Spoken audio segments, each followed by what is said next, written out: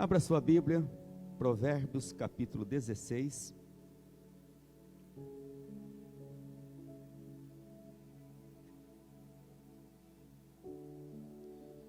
Provérbios 16, apenas 3 versículos. Eu estou usando uma Bíblia revista e atualizada, mas depois eu vou ler na versão transformadora, ok? Aqui diz assim a palavra: o coração do homem pode fazer planos, mas a resposta certa dos lábios vem do Senhor. Todos os caminhos do homem são puros aos seus olhos, mas o Senhor pesa o espírito. Confia ao Senhor as tuas obras, e os teus desígnios serão estabelecidos. Agora, versão transformadora. É da natureza humana fazer planos, mas a resposta certa vem do Senhor. Ainda que as pessoas se considerem puras, o Senhor examina as intenções de cada um.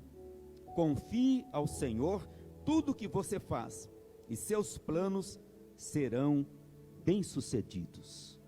Amém? Amém. Reclina sua fronte, eleve ao Senhor uma oração silenciosa neste momento. Peça para o Espírito Santo trazer uma palavra que possa ser aplicada ao seu coração nesta noite.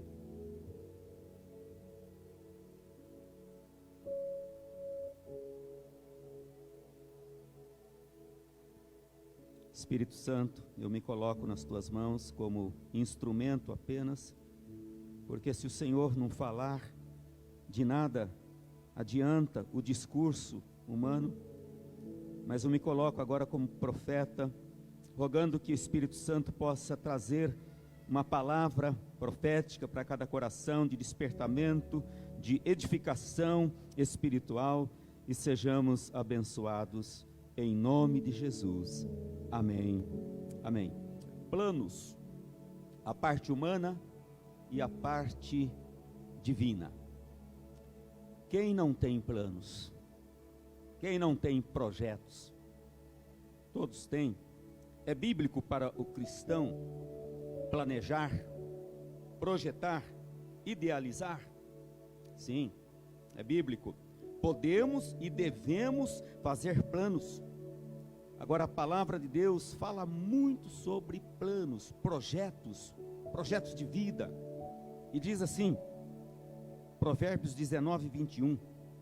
São os planos no coração do homem, mas o que prevalece é o propósito do Senhor. Olha aí, o que prevalece é aquilo que Deus já tem planejado para nós, para seus filhos, para seu povo. Então, mais importante do que os planos pessoais são os planos de Deus para as nossas vidas. Você crê de todo o coração que Deus tem um plano para a sua vida? Eu creio. Quando ainda muito menino, e isso me veio agora à mente, quando eu meditava sobre esse texto aqui, eu não me lembrei desta passagem. Eu participava dos acampamentos, e participei de um acampamento onde havia um pregador norte-americano, um grandalhão, e nós estávamos assim num rio. Tinha muita areia ali, mas tinha uma boa porção de água, e toda a juventude ali se recreando, brincando, e aquele homem chegou para mim assim, grandalhão, eu franzino, e ele bateu assim no meu peito, e disse, quase que eu caí, né? Deus tem um plano para a sua vida. Que gostoso, né? Você receber uma palavra daquela. Deus tem um plano para a sua vida, e Deus tem planos, Deus tem projetos para cada um de nós, e Deus quer usar a nossa vida. Davi, ele sonhou construir um majestoso templo na cidade de Jerusalém. Até então, eles tinham o tabernáculo, na época dos juízes. Agora é o reino, época do reinado, e Davi disse, eu vou construir um majestoso templo, só que Deus não permitiu. Deus falou, não, você não vai construir o templo, mas seu filho depois construirá o templo. 2 Samuel capítulo 7. Paulo e Silas, eles queriam pregar o evangelho na Ásia, mas diz que o Espírito Santo impediu. planejaram ir para Bitínia, e o Espírito de Deus não o permitiu. Atos capítulo 16 trata desta história. Então, nem sempre Deus aprova o nosso roteiro. Deus nem sempre aprova o nosso planejamento. Agora, o cristão deve sonhar, sim, deve planejar e executar na dependência de Deus. Nós devemos dizer como Maria disse, quando Deus comunicou, o anjo comunicou o plano de Deus para ela, Maria disse: cumpra-se em mim o teu querer, eis aqui a tua serva, cumpra-se em mim o teu querer.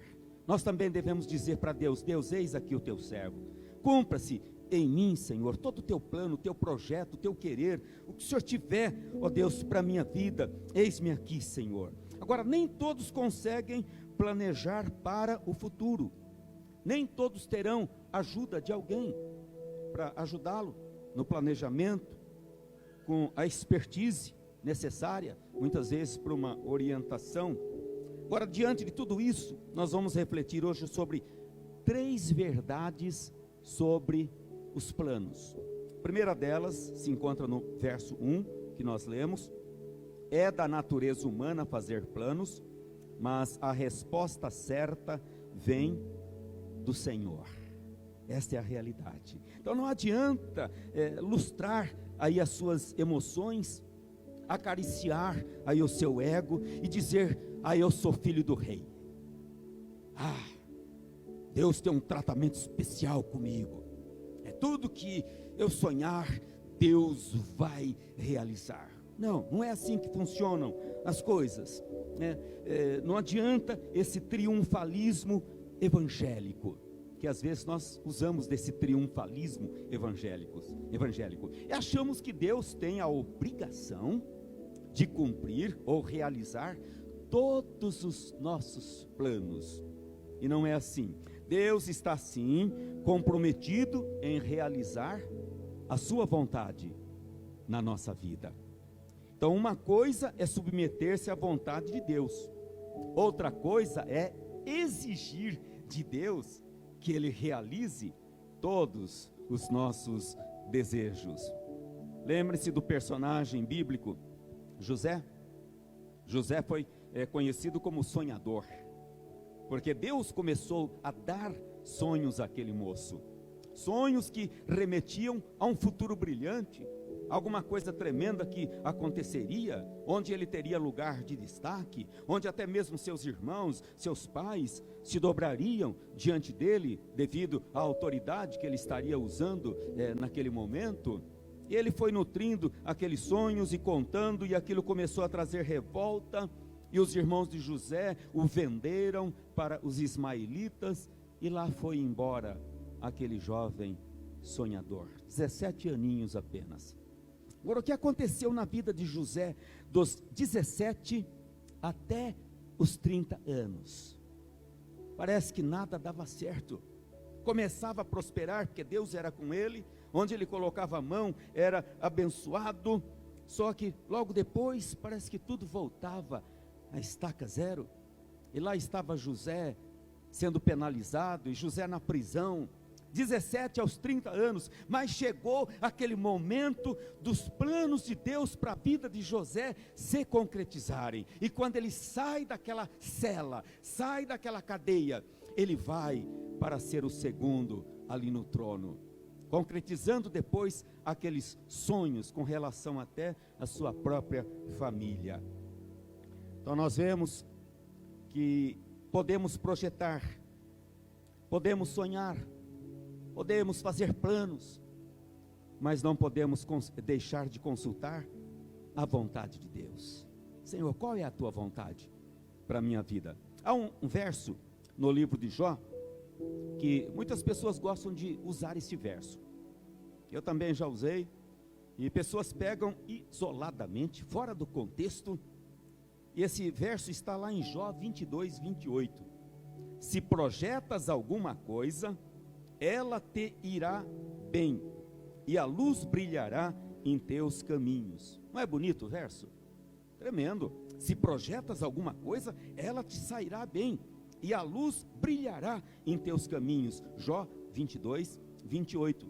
E estas foram as palavras de Elifaz, um dos amigos de Jó. Só que a teologia de Elifaz, amigo de Jó, ela se encaixa muito bem naquilo que nós chamamos hoje de triunfalismo evangélico. É como caixinha de promessa. Você pega ali, só sai coisa boa. Não sai nenhum versículo ali, dando ali uma dura, uma reprimenda em alguém, só coisa tremenda. Então alguns pegam este verso isolado e usam para a sua teologia da prosperidade. E eles dizem, está vendo? É a Bíblia que diz, se projetas alguma coisa, vai sair bem, vai dar certo. Mas na vida real, nós sabemos que nem sempre é isso que acontece. Às vezes, aquilo que você projetou não sai bem. Às vezes a coisa não dá certo. Às vezes o plano vai à falência, não prospera. Nós sabemos que há projetos que não se realizam. Nem sempre aquela ideia brilhante, luminosa chega a tempo de você salvar o seu projeto de vida. Então o que não atentamos é que o que Deus disse a respeito da teologia de Elifaz. Verso 42, capítulo 42, verso 7 de Jó, é Deus dizendo, depois que o Senhor disse essas palavras a Jó, disse também a Elifaz de Temã, estou indignado com você e com os seus dois amigos, porque vocês não falaram o que é certo a meu respeito, como fez o meu servo Jó. Olha aí. Então nem tudo que Elifaz falou era correto, era verdadeiro, era procedente, como este verso aqui que ele havia falado. Então há dois tipos de pregador.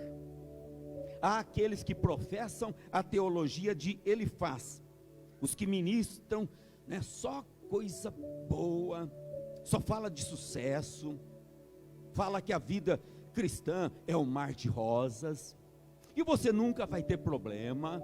Venha para a igreja do Nazareno e os seus problemas terminarão.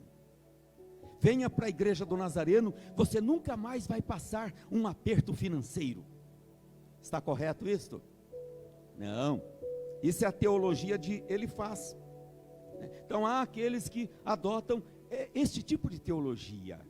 Teologia de Elifaz. Tudo vai dar certo, não tem problema nenhum. Aí quando chega o problema, quando chega a dificuldade, aí a pessoa se escandaliza. Mas o pastor falou que crente não fica doente. O pastor falou que crente não tem problema financeiro, que crente não passa por lutas, por dificuldades, porque estes não foram preparados para enfrentar as dificuldades, como os cristãos do primeiro, segundo, terceiro século enfrentaram, numa época em que cristianismo era uma religião não lícita, não permitida, e lá estavam eles, pregando o evangelho destemidamente, falando ousadamente de Cristo, sendo reprimidos, sendo mortos, sendo lançados aos leões. Quantos deles amarrados em postes, onde se colocava o betume e depois se ateava fogo, e eles iluminavam os jardins dos palácios imperiais.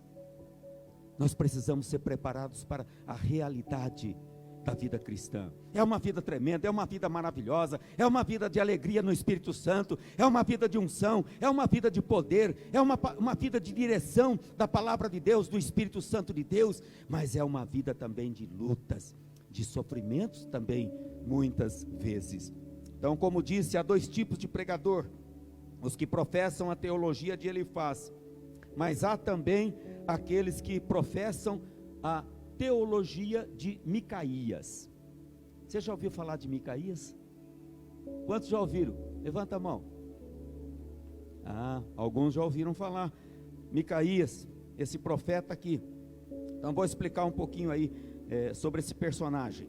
O tipo Micaías nem sempre agrada. Não é aquele tipo de pregação que atrai multidões, que atrai milhares de pessoas. Micaías foi um profeta contemporâneo do rei Acabe. Então lá no Velho Testamento, segundo de Crônicas, nós temos lá a história, capítulo 18. Então, certa ocasião, o rei Josafá, ele se aliou a Acabe. Eles deveriam fazer uma incursão militar, uma guerra.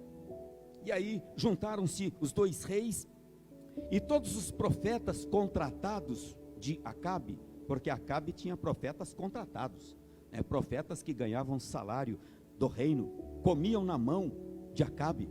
Então todos os profetas contratados se compareceram diante dos dois reis.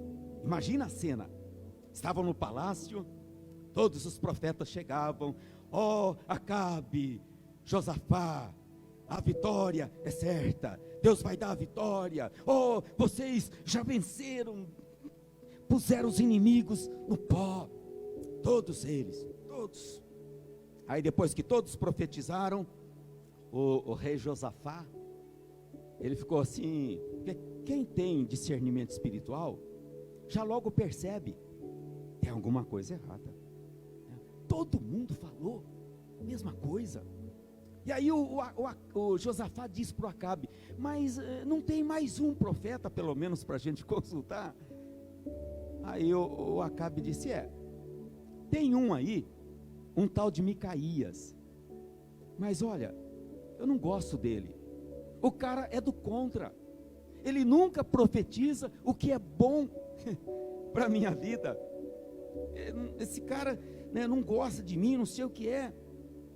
Aí o Josafá falou: mas deixa para lá, vamos trazê-lo aqui. E aí mandaram chamar o Micaías. Micaías chegou à presença dos reis e ele começou a profetizar da mesma forma que os outros tinham profetizado também. Não, vai dar tudo certo sim, mas sabe, com aquele jeito de que deixa eles, nunca se importaram para a verdadeira palavra profética, vai dar tudo certo sim. Aí o Josafá: não, me diga o que é que o Senhor está dizendo para você, eu quero que você seja verdadeiro, o que é realmente que o Senhor está dizendo? E aí o Micaías trouxe a palavra para eles, e a palavra, será que era favorável? Não, a palavra de Micaías contrariou o prognóstico de todos os demais profetas de Acabe. E agora, quem estava certo? E lá saíram os reis para a batalha, e Acabe pagou com a sua vida por descrer da palavra profética. Micaías estava certo, e Josafá não deveria ter acompanhado o rei naquela incursão. Outro ponto que enxergamos aqui, vamos aí para o verso 2 agora. Nem tudo o que idealizamos é perfeito. Nem tudo o que idealizamos é perfeito. Verso 2: ainda que as pessoas se considerem puras, santas, perfeitas, o Senhor examina as intenções de cada um. Então ressalto aí a frase: o Senhor examina as intenções de cada um. Na outra tradução, o Senhor pesa o espírito, com letra minúscula, o espírito humano, julga as intenções. Olha aí. Então, o que pesa em todos os planos não é o nosso ativismo, é a intenção, motivação. Por que fazemos tal e tal coisa? O que nos motiva a fazer as coisas? Isso você pode aplicar em todas as áreas da vida. O que motiva? Quais são as suas motivações? O que pesa nos nossos planos é a motivação. Quais motivações nos levam a estarmos aqui hoje? Quais as motivações? Por que viemos? Fomos motivados por quê? São respostas que precisam ser dadas com sinceridade, e nós precisamos dar essas respostas. Será que o ambiente apenas é gostoso? Encontrar os irmãos, isso tudo é muito bom. Relembrar o sacrifício de Cristo, isso tudo é maravilhoso. Mas quais são as verdadeiras motivações? O que está por trás de nós estarmos toda semana na igreja, buscando a Deus, orando, dobrando o joelho em casa, jejuando, ofertando, dizimando? Quais são as motivações? Por exemplo, você está afoito para se casar. Por quê? Qual a motivação? Para fazer o outro feliz. Será? Ou você não vê a hora de experimentar a fruta? Eu quero fazê-la feliz. Eu quero fazê-lo feliz. Se for, amém. Você idealizou um casamento perfeito, mas agora aquele príncipe que você escolheu virou um sapo, né? Está bem gordinho, está preguiçoso, esparramado lá no sofá, né? Aquele príncipe esbelto que você escolheu já não é mais aquele príncipe. A princesa que você sonhou já perdeu o sapatinho de cristal, né? Agora virou aquela abóbora bem rechuchudinha, né? Porque tudo muda, né? Vai se transformando. Então nós temos que ter as motivações corretas. Não adianta reclamar agora. Nem tudo que idealizamos é perfeito. É a vida que segue. Você se converteu, aleluia, tomou uma decisão por Cristo. Qual foi a sua motivação? A tornar a vida melhor? Amém. Ser feliz? Amém. Medo do inferno? Apenas isso? Não, não pode ser. Nos convertemos porque o Espírito Santo nos levou-nos a compreender que nós somos pecadores e que nós precisamos de fato de transformação de vida. E então resolvemos mudar a nossa vida e deixar Jesus transformar a nossa vida. Provérbios 19, 21. Muitos dos propósitos há no coração do homem, muitos propósitos, mas o desígnio do Senhor permanecerá. Olha aí, é o desígnio de Deus, a vontade de Deus que deve prevalecer. Por isso que nós devemos orar: Deus, cumpra-se na minha vida a tua vontade, o teu desígnio, Senhor, o teu propósito, Senhor, cumpra na minha vida. Olha esse texto aqui, Eclesiastes 8:6. Porque em todo propósito há tempo e modo. Você entendeu? Em todo propósito há tempo e modo, porquanto é grande o mal que pesa sobre o homem. Eclesiastes 8:6. Tempo e modo. Há um tempo certo de Deus realizar o propósito na sua vida. Amém? Então, seja fiel ao Senhor, continue servindo ao Senhor. Você tem que ter aquela convicção de que você está na família de Deus, e a família de Deus não é uma família largada, não é uma família abençoada. A família de Deus tem um Pai Celestial que cuida dos seus filhos, e Deus está atento a todas as necessidades de cada um de seus filhos, necessidades materiais, necessidades emocionais, necessidades espirituais. Todas as necessidades estão sob o controle do nosso Pai Celestial. Aleluia. Ele está cuidando de você, e na hora certa o propósito se concretiza, né? Aos nossos amados ali, a casa chegou na hora certa, né? Amém?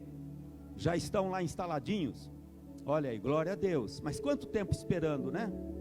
Esperando, lutando, sofrendo.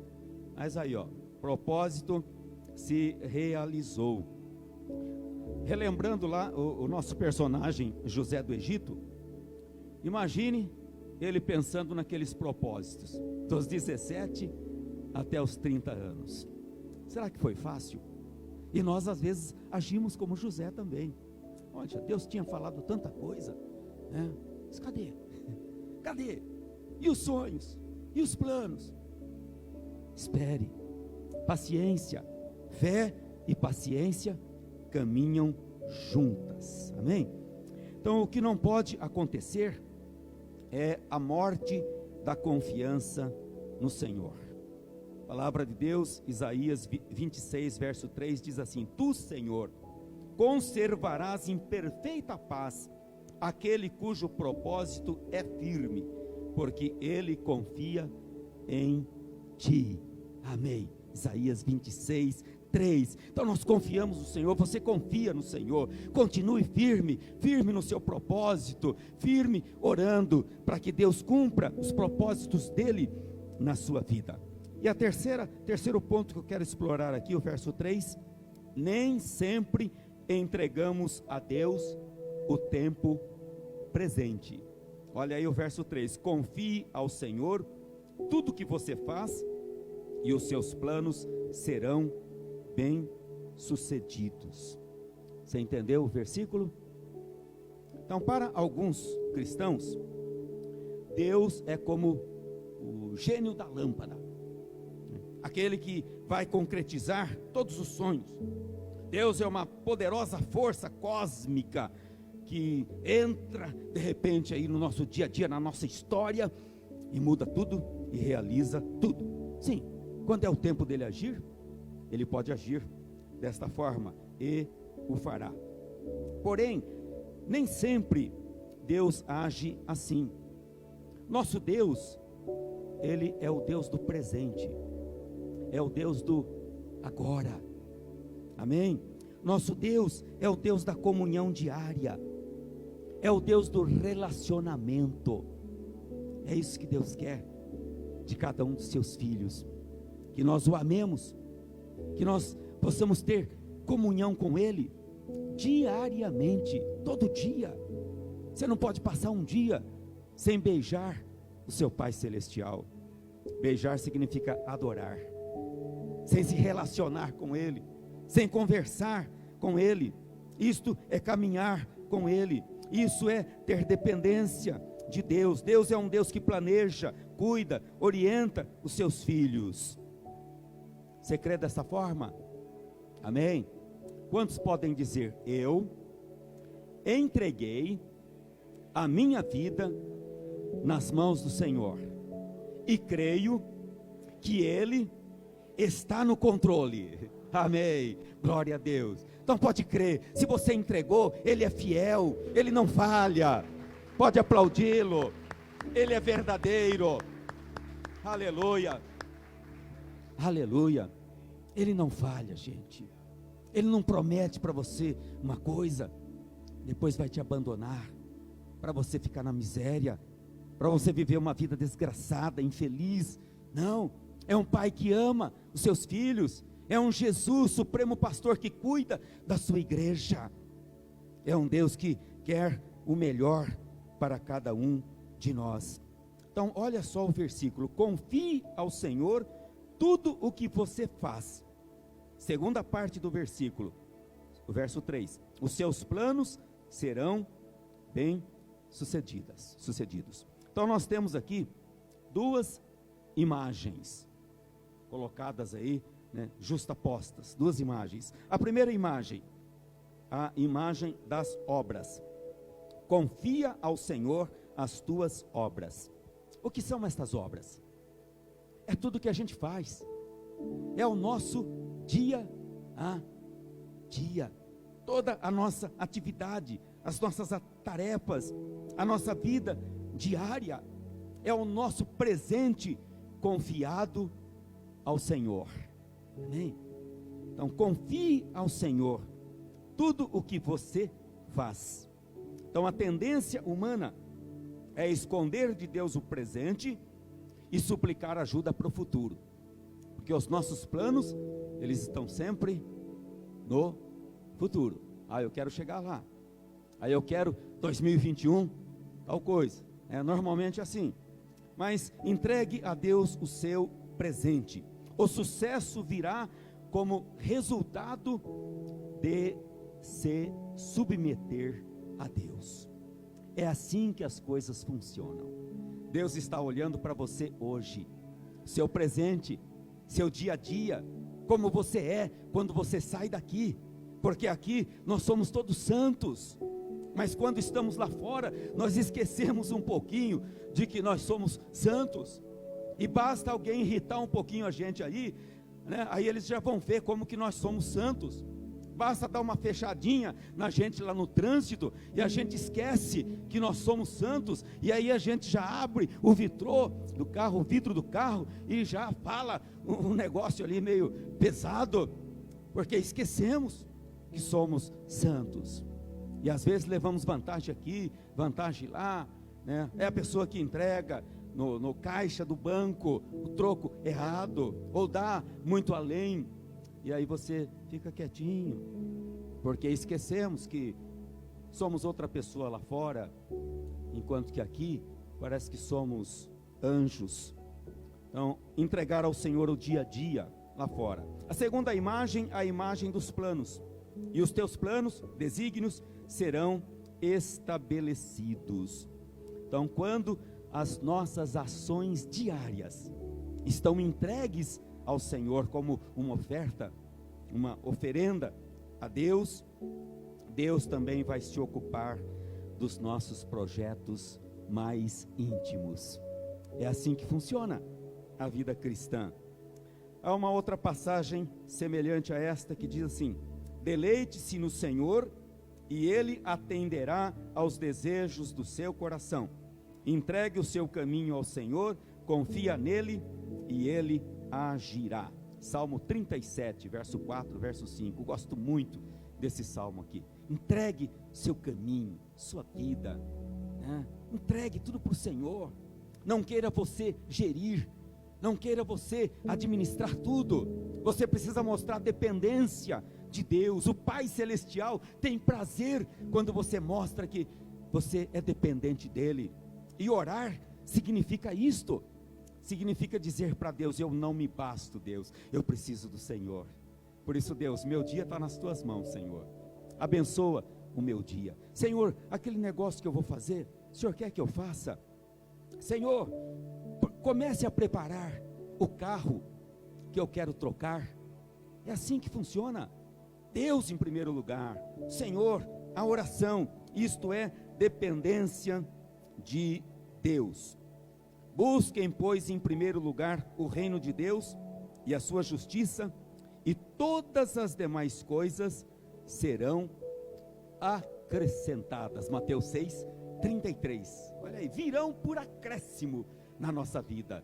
Agora o que nós temos que fazer? Amar a Deus de todo o coração, força, alma, entendimento, priorizar o reino de Deus em primeiro lugar, né? Amém. Aí as coisas começam a se desembaraçar. Faça isso na sua vida. A vida está enrolada, está embaraçada. Comece a priorizar Deus, o reino de Deus, a palavra de Deus, a oração, o culto, os trabalhos. E aí você vai ver que as coisas vão se desembaraçando, o caminho vai se abrindo.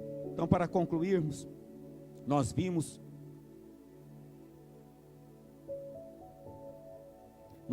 que nem tudo que planejamos é viável.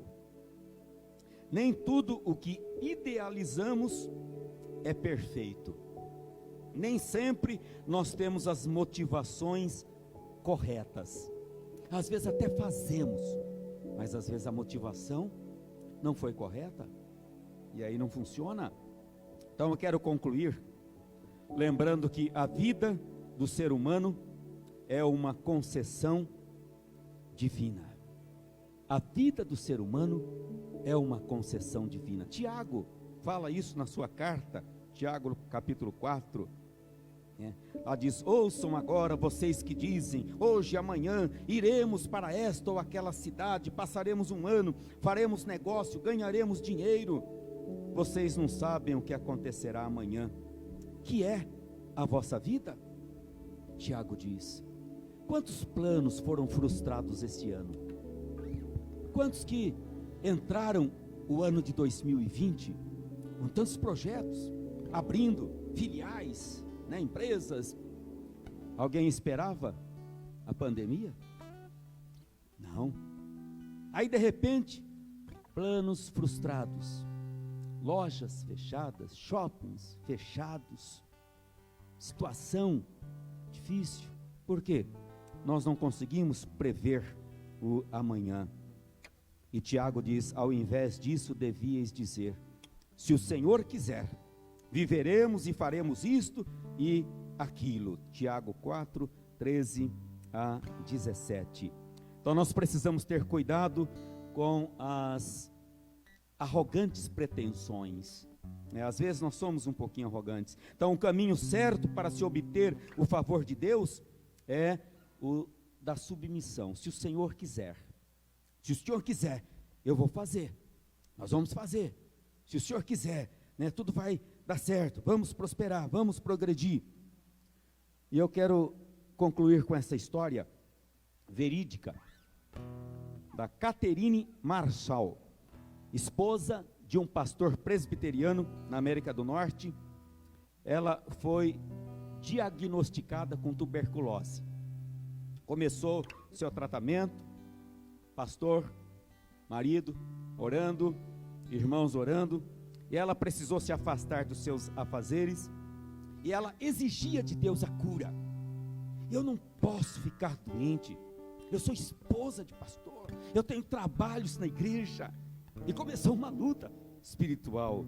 Certo dia, chegou às mãos dela um folheto, e esse folheto reproduzia a seguinte história: uma senhora muito ativa na obra de Deus, missionária, ficou acamada por 8 anos. Durante aqueles longos anos, persistentemente, indagava de Deus. Por que Deus?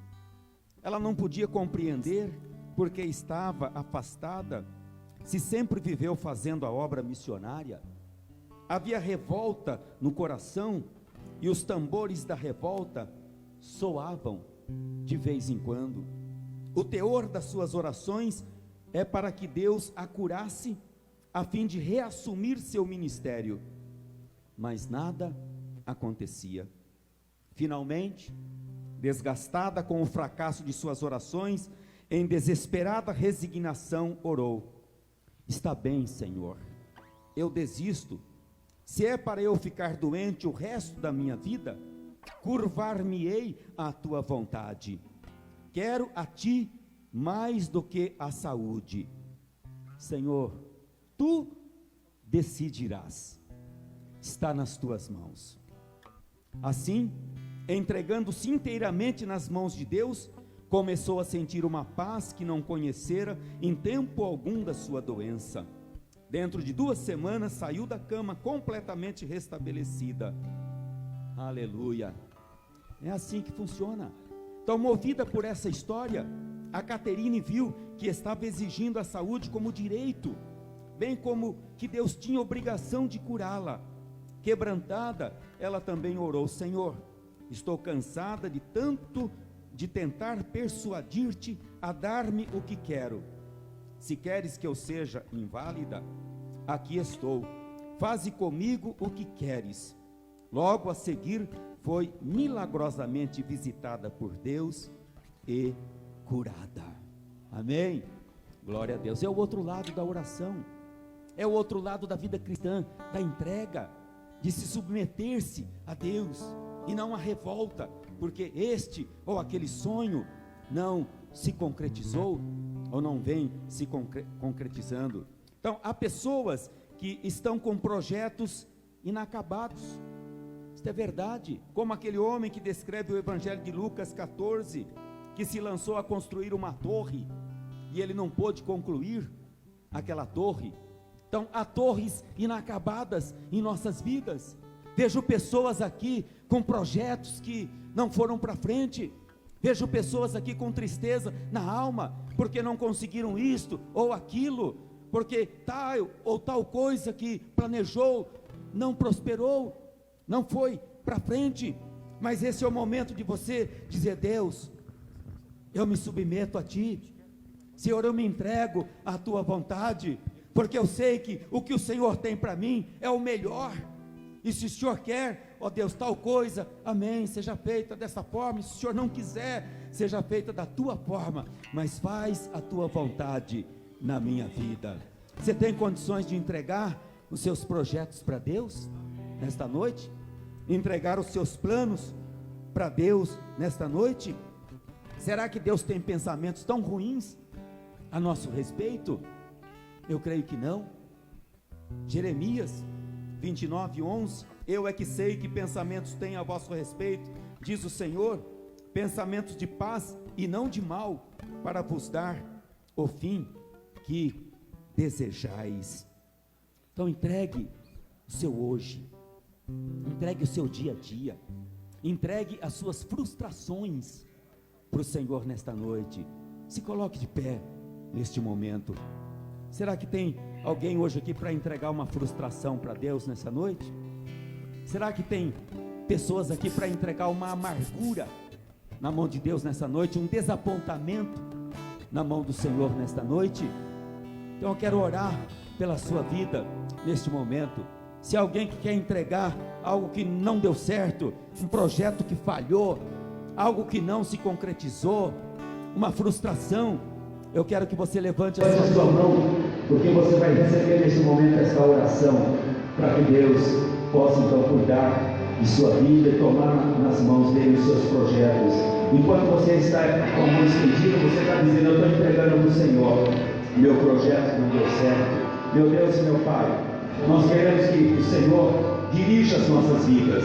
Meu Deus, nós falamos hoje aqui de planos, de projetos. Senhor, toma nas tuas mãos agora, estas mãos erguidas, que a mão do Todo-Poderoso possa tocar, Senhor, agora, cada mão estendida, que o Senhor possa agora visitar cada coração ferido, cada frustração, cada angústia, cada coisa que até hoje não foi entendida. Ó Deus, o Senhor disse ali para aqueles discípulos: o que eu faço agora você não entende, mas você vai entender depois. Nem tudo que acontece nós vamos entender nessa vida, mas vamos nesse momento confiar no Senhor, que Ele está no controle de tudo, de todas as coisas, que Ele tem o melhor para as nossas vidas. Entrega o teu caminho ao Senhor, confia nele, e o mais Ele fará. Que Deus abençoe a sua vida, que Deus enche a sua vida de fé, e que você possa prosseguir olhando para Jesus, o autor e o consumador da fé. Que o grande amor de Deus, o Pai, a graça